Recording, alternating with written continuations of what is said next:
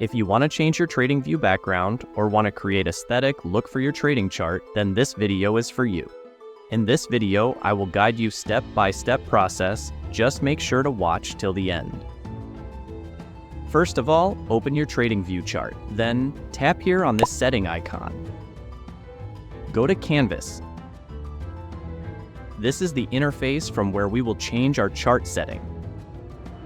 First, change gradient to solid from here, and choose this pure black color from here. Then select None from here to remove annoying grid lines and press OK. Somehow our chart is clear now. Again, go there. Check this watermark option and choose its opacity if you want. Otherwise, again, uncheck. Further, if you want to add two colors in your chart, then again, change solid to gradient. Then choose colors from here according to your will. You can choose any color you want and can make your trading chart aesthetic. Further, you have any queries, let me know in the comments below. Thanks for watching.